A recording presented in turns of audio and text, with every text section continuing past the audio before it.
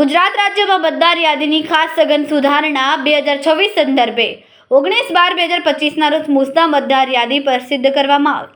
સદર મતદાર યાદી અનુસંધાને વાંધા સૂચન અને હક દાવા માટે ફોર્મ નંબર 6, 7 અને 8 ભરવાની છેલ્લી તારીખ 18/1/2026 નિર્ધારિત કરવામાં આવી। અચાનક તારીખ 16/1/2026થી સમગ્ર ગુજરાતમાં મતદાર નામ કમી કરવા માટેનું ફોર્મ 7000ની સંખ્યામાં આવવા માંડ્યા છે। ફોર્મ 7 અંગે કાનૂની સ્થિતિ લોકપ્રતિનિધિત્વ અધિનિયમ 1950 અને મતદારોની નોંધણી નિયમ 1960ની જોગવાઈ અનુસાર ફોર્મ નંબર 7 ફક્ત ત્યારે સબમિટ કરી શકાય છે જ્યારે માન્ય આધારોને દસ્તાવેજી પુરાવા જેમ કે મતદારનું મૃત્યુ પ્રમાણપત્ર, રહેઠાણમાં ફેરફારનો પુરાવો અથવા સ્પષ્ટ રીતે જણાવેલ લેખિત વાંધો સહાયક સામગ્રી સાથે હોય। આવા વાંધા ફક્ત સંબંધિત મત વિસ્તારના નોંધાયેલ मतदार अथवा संबंधित बीएलओ द्वारा सबमिट कर शकाय। एसआईआर में जो लास्ट डेट थी 18 तारीख वो खत्म हुई है। उसके बाद जो फॉर्म नंबर 6 और 7 जिसको दिक्कत हो या क्वेश्चन हो वो 7 नंबर भर सकता है कि ये हम मेरा दाखिला लो तो मैं 7 नंबर का फॉर्म भर सकता हूं और भाई अरशद जी का निकालने के लिए बोल सकता हूं तो वो नहीं हो सकता।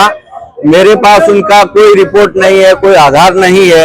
ऐसे बल्क अर्जी आई है 7 नंबर डिलीट करने के लिए, तो ये बड़ी दिक्कत है। और बीजेपी ने जानबूझ के ये किया है कि जहां कांग्रेस प्रभाव वाले मतदाता है उनको कैसे डिलीट करे। वो जो बिहार में हुआ, दूसरे प्रदेश में, महाराष्ट्र में हुआ, वो पूरे गुजरात में भी करने जा रहे हैं। तो उसके लिए हम कलेक्टर श्री को आगाह करने आए हैं कि जिसने भी अर्जी किया है 7 नंबर का फॉर्म भरा है वो उनको बुलाओ और उनके पास क्या एविडेंस है मुझे निकालने के लिए वो बताए, तभी डिलीट करना वो आगाह करने के लिए आए हैं। દરેક અરજી ચૂંટણી નોંધણી અધિકારી દ્વારા વ્યક્તિગત ચકાસણી અને ચકાસણીને આધીન હોવી જોઈએ।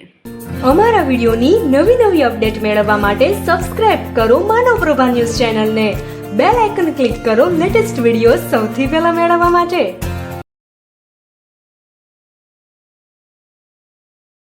અમારા વિડિયોની નવી અપડેટ મેળવવા માટે સબસ્ક્રાઇબ કરો માનવ પ્રભા ન્યૂઝ ચેનલને, બેલ આઇકન ક્લિક કરો લેટેસ્ટ વિડિયો સૌથી પહેલા મેળવવા માટે।